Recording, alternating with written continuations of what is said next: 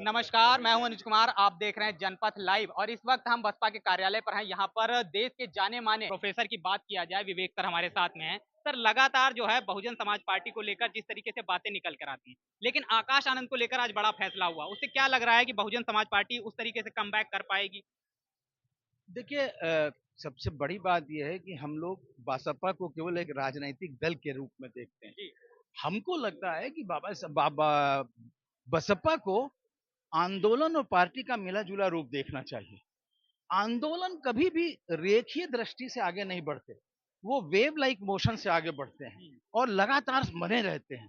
तो आंदोलन के रूप में देखें तो बसपा बनी हुई है और वो राष्ट्रीय स्तर पर आंदोलन बनी हुई है, विचारधारा के साथ बनी हुई है, कोई घाल-मेल नहीं कर रही है। और सबसे बड़ी बात यह है कि जो पार्टी है, वो तो उतार-चढ़ाव में जो 2 सीट वाली पार्टी थी, वो सरकार में आ जाती है। और बहुजन समाज पार्टी भी 67 की थी, कभी-कभी 230 लेकर के सरकार भी बना ली है।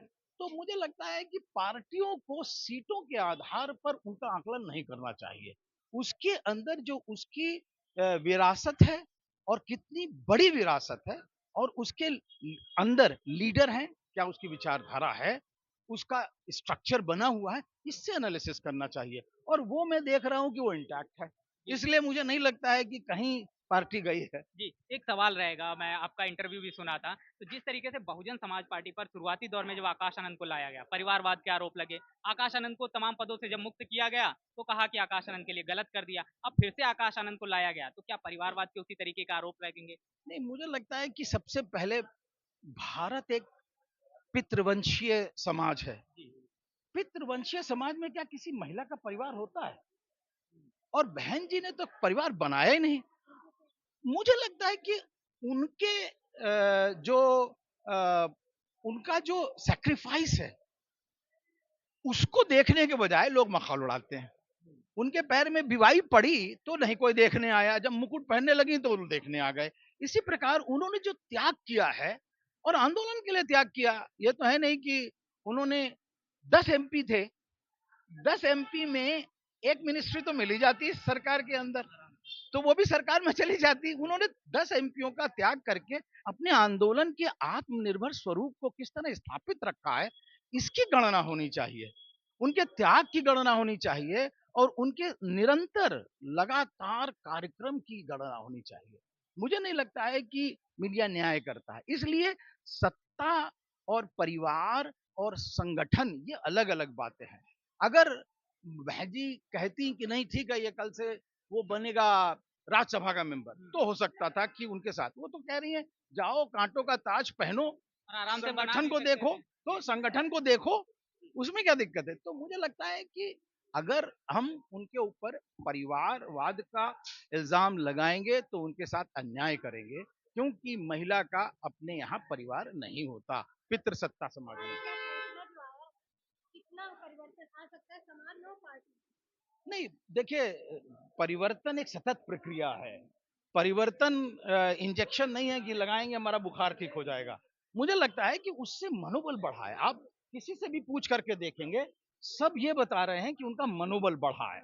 और कहीं न कहीं ये बात पता चल रही थी कि जो इलेक्शन का रिज़ल्ट आया है, उससे मनोबल टूटा है।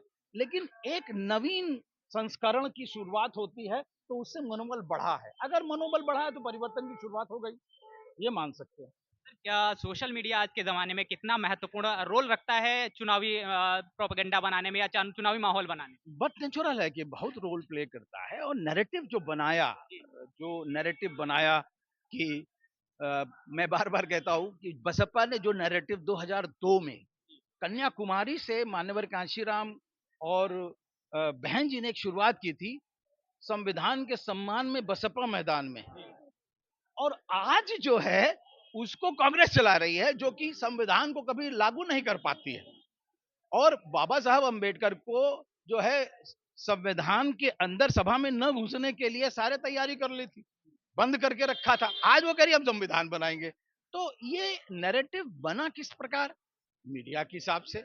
और उसमें सोशल मीडिया में हमारे लोग भी साथ देते रहे हैं, तो सोशल मीडिया का रोल है, ये मैं मानता हूँ। बहुजन समाज पार्टी को अपना सोशल मीडिया मजबूत करना चाहिए, उस मुद्दे पे काम करना चाहिए। देखिए, फिर मैं ये कह रहा हूं कि एक समानांतर राजनीति है और एक बहुजन समाज की राजनीति है। इसमें अंतर करना पड़ेगा। आप चाहते हैं कि कौवा चला हंस की चाल अपनी भूल गया।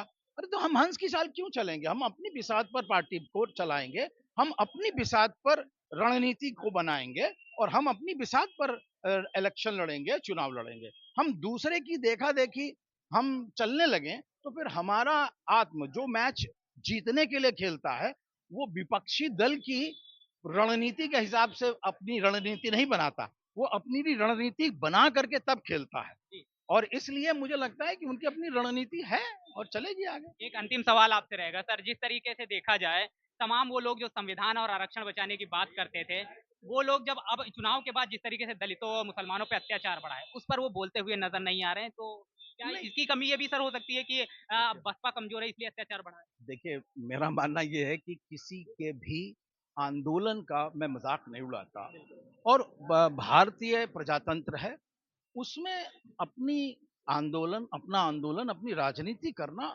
उनका संवैधानिक हक है।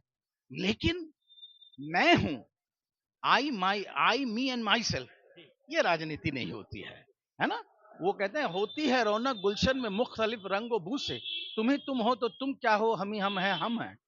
और हमने ये देखा कि लोग ये बात कर रहे हैं कि बहन जी को हट जाना चाहिए, बहन जी को हट जाना चाहिए, बाकी सपा रहे, कांग्रेस रहे, भाजपा रहे, लेकिन बहन जी हट जाएं। इस प्रकार का बचकाना स्टेटमेंट मुझे नहीं लगता है कोई परिपक्व राजनेता दे सकता। तो सर क्या लगता है अगर ये कांग्रेस उस टाइम भी चाहती तो बाबा साहब से अगर इसका बस चलता तो यही दो पार्टी सिस्टम लागू करवा लेती कि कांग्रेस और भाजपा के अलावा कोई नहीं रहेगा अगर तो बी इंडिया टीम है। India is a great democracy and I have full faith in democracy. जब डेमोक्रेसी है तो ये राजनीतिक विपक्षी पार्टियां ये सिर्फ क्यों कहती हैं कि ये बी टीम है, इसको इसको नहीं लड़ना चाहिए था तो ये हम जीत जाते। ये तो ये तो देखे, who right the history? Victus right the history. उनका मीडिया है, उनका तंत्र है, उनके पास पैसा है, उनके पास लोग हैं, उनके पास बोलने वाले लोग हैं। अगर हम यही एनालिसिस कर दें जा करके क्या बोलते हैं हिमाचल प्रदेश में, तो कौन बी टीम निकलेगा? अब यही हम जाके कर दे बंगाल में, हम यही बात कर दे उड़ीसा में, तो कौन बी टीम निकलेगा? Congress will be team. तो क्या वो मानने के लिए तैयार है? और जब यहाँ लड़ने आए थे इलेक्शन, तो 2% वोट था उनका और एक सीट थी, हमारी 10 सीट थी, तो हम भी टीम हो जाएंगे। तो ये तो जिसका परिपक्व बालने वाला है वो बना लेता है नैरेटिव, और यही जीत है उनकी, बस। बहुत बहुत धन्यवाद। मीडिया का जिस तरह से नकारात्मक नजर चलाया जा रहा है जैसे आम पार्टी को, क्या लगता है वो कि हमेशा से था। मान्यवर को बाकायदा लोग सीएआईए का एजेंट डालते थे। तो वो जिसे कहना चाहिए, इसी नकारात्मकता से लड़ते हुए हमें सकारात्मक एजेंडा सेट कर देना है।